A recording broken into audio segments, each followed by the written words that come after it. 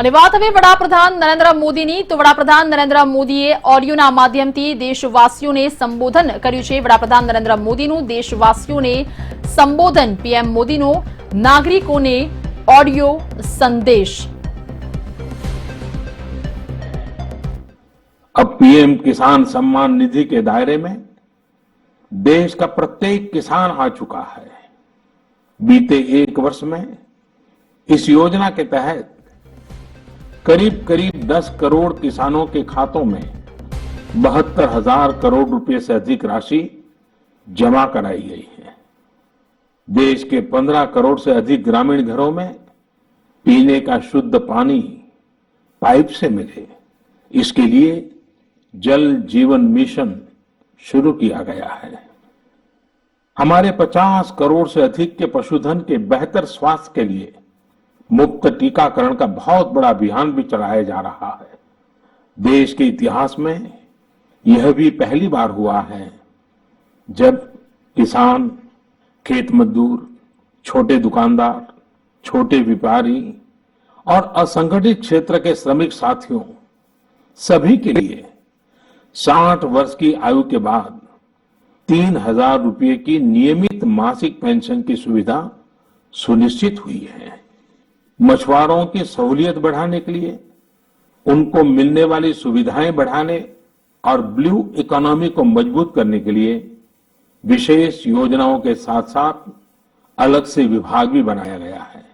इसी तरह व्यापारियों की समस्याओं के समय पर समाधान के लिए व्यापारी कल्याण बोर्ड के निर्माण का निर्णय लिया गया है। स्वयं सहायता समूहों से जुड़ी लगभग 7 करोड़ बहनों को भी अब ज्यादा वित्तीय सहायता दी जा रही है। हाल में ही स्वयं सहायता समूहों के लिए बिना गारंटी के ऋण को 10 लाख से बढ़ाकर 2 गुना यानी 20 लाख कर दिया गया है। आदिवासी बच्चों की शिक्षा को ध्यान में रखते हुए देश में 450 से ज्यादा नए एकलव्य मॉडल रेसिडेंशियल स्कूलों के निर्माण का अभियान शुरू किया गया है। सामान्य जन के हित से जुड़े बेहतर कानून बने, इसके लिए भी बीते वर्ष में तेज गति से कार्य हुआ है। हमारी संसद ने अपने कामकाज से दशकों पुराना रिकॉर्ड तोड़ दिया है।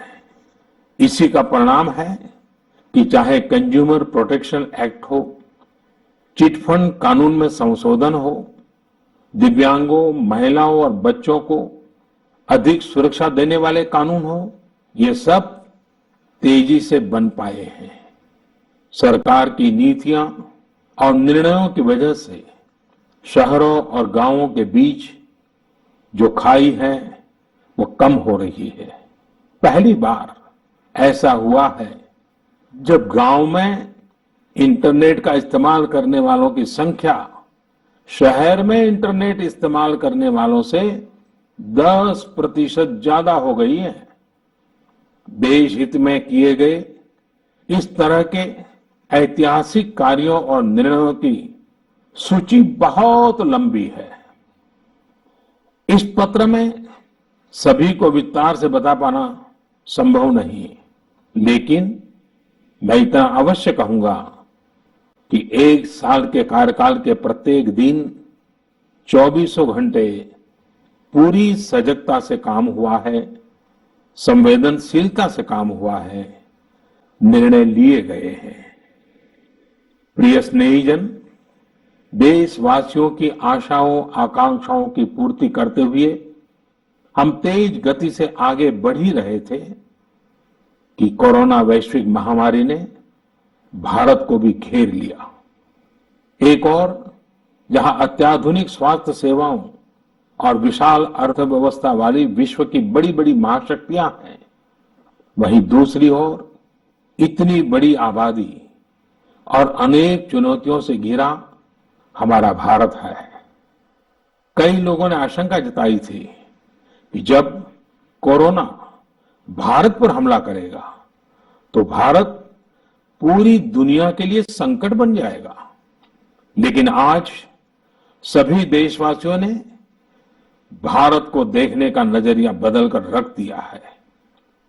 आपने ये सिद्ध करके दिखाया है कि विश्व के सामर्थ्यवान और संपन्न देशों की तुलना में भी भारतवासियों का सामूहिक सामर्थ्य और क्षमता अभूतपूर्व है।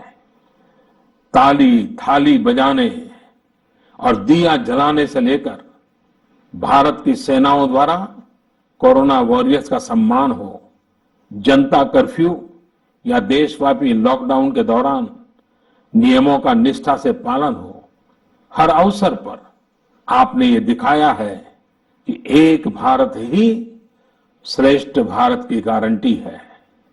निश्चित तौर पर इतने बड़े संकट में कोई ये दावा नहीं कर सकता कि किसी को कोई तकलीफ और असुविधा न हुई हो।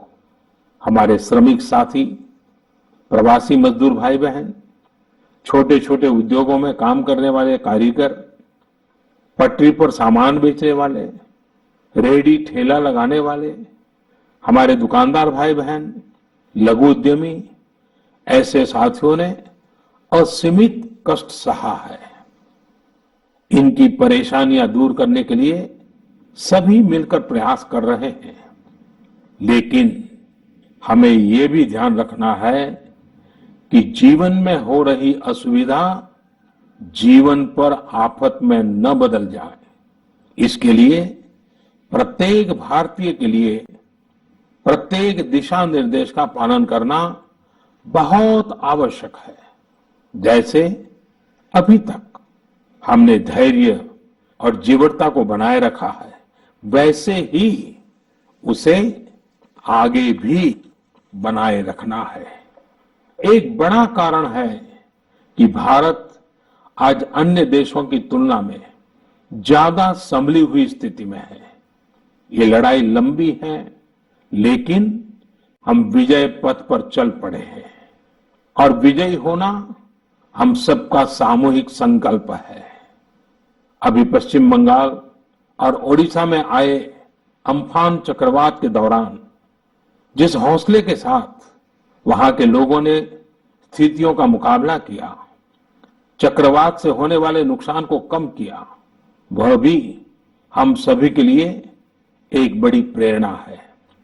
प्रिय स्नेहीजन, इन परिस्थितियों में आज यह चर्चा भी बहुत व्यापक है कि भारत समेत तमाम देशों की अर्थव्यवस्थाएं कैसे उभरेंगी, लेकिन दूसरी ओर ये विश्वास भी है कि जैसे भारत ने अपनी एकजुटता से कोरोना के खिलाफ लड़ाई में पूरी दुनिया को अचंभित किया है, वैसे ही आर्थिक क्षेत्र में भी हम नई मिसाल कायम करेंगे। 130 करोड़ भारतीय अपने सामर्थ्य से आर्थिक क्षेत्र में भी विश्व को चकित ही नहीं बल्कि प्रेरित भी कर सकते हैं। आज समय की मांग है कि हमें अपने पैरों पर खड़ा होना ही होगा, अपने बलबूते पर चलना ही होगा, और इसके लिए एक ही मार्ग है, आत्मनिर्भर भारत। अभी हाल में आत्मनिर्भर भारत अभियान के लिए दिया गया 20 लाख करोड़ रुपए का पैकेज इसी दिशा में उठाया गया एक बड़ा कदम है। यह अभियान हर एक देशवासी के लिए, हमारे किसान, हमारे श्रमिक, हमारे लघु उद्यमी, हमारे स्टार्टअप से जुड़े नौजवान, सभी के लिए नए अवसरों का दौर लेकर आएगा। भारतीयों के पसीने से, परिश्रम से और उनकी प्रतिभा से बने लोकल उत्पादों के दम पर भारत आयात पर अपनी निर्भरता कम करेगा और आत्मनिर्भरता की ओर आगे बढ़ेगा। प्रिय स्नेहीजन, बीते 6 वर्षों की इस यात्रा में आपने निरंतर मुझ पर आशीर्वाद बनाए रखा है, अपना प्रेम बढ़ाया है। आपके आशीर्वाद की शक्ति से ही देश पिछले 1 साल में ऐतिहासिक निर्णयों और विकास की अभूतपूर्व गति के साथ आगे बढ़ा है।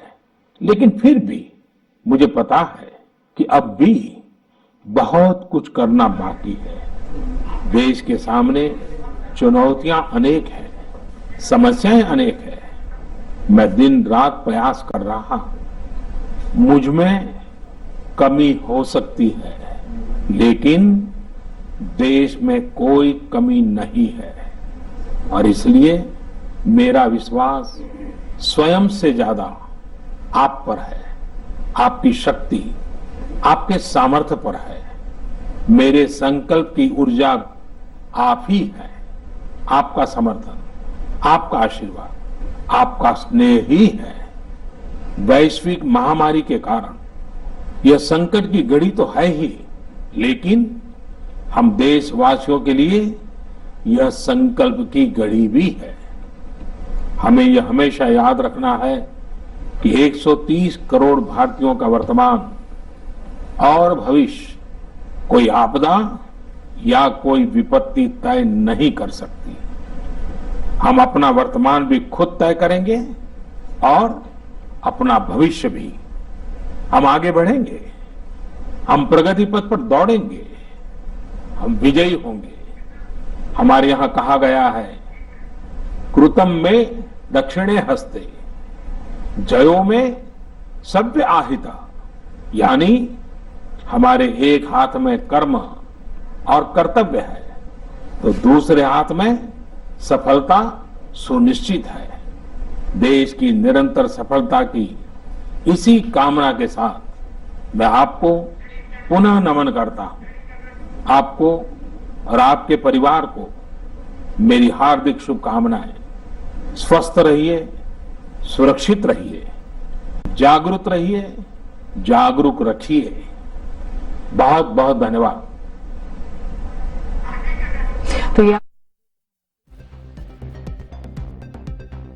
પત્રની મોટી વાતો તેમણે ઓડિયો સંદેશ દ્વારા સમગ્ર દેશની જનતાને જણાવી। છેલ્લા એક વર્ષની સરકારની સિદ્ધિઓનો ઉલ્લેખ કરવામાં આવ્યો।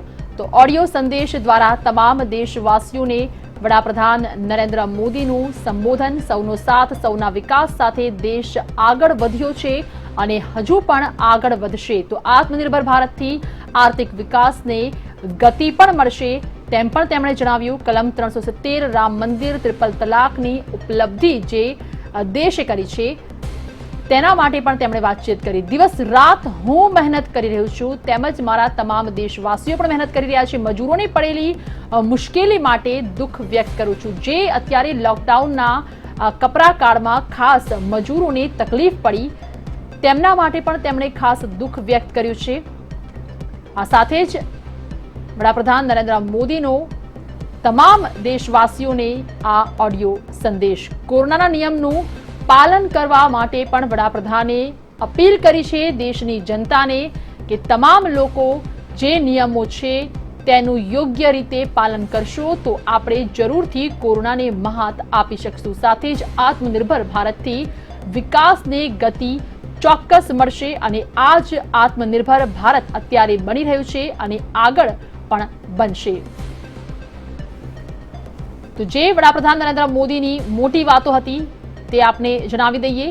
આ પત્રમાં જે મોટી વાતો ઉલ્લેખવામાં આવી છે, દેશને આત્મનિર્ભર બનાવવાનો આશાવાદ। બીજા કાર્યકાળનું 1 વર્ષ પૂર્ણ થતા તેમણે આ પત્ર લખ્યું છે। છેલ્લા 1 વર્ષની સરકારની સિદ્ધિઓનો પત્રમાં ઉલ્લેખ કરવામાં આવ્યો છે। ભારતીય લોકતંત્રના ઇતિહાસમાં નવો સ્વર્ણિમ અધ્યાય અને આ સાથે જ વૈશ્વિક મહામારીને કારણે પત્ર દ્વારા તેમણે આશીર્વાદ પણ માંગ્યા છે, કારણ કે અત્યારે જરૂર છે આશીર્વાદની। 2014માં દેશની જનતાએ મોટા પરિવર્તન સાથે સમગ્ર દેશમાં એક મોટું પરિવર્તન આવ્યું અને ત્યારબાદ અત્યારે જે રીતે આત્મનિર્ભર ભારત બનવા આગળ જઈ રહ્યું છે ત્યારે વડાપ્રધાન નરેન્દ્ર મોદીના પત્રની આ મોટી મોટી વાતો।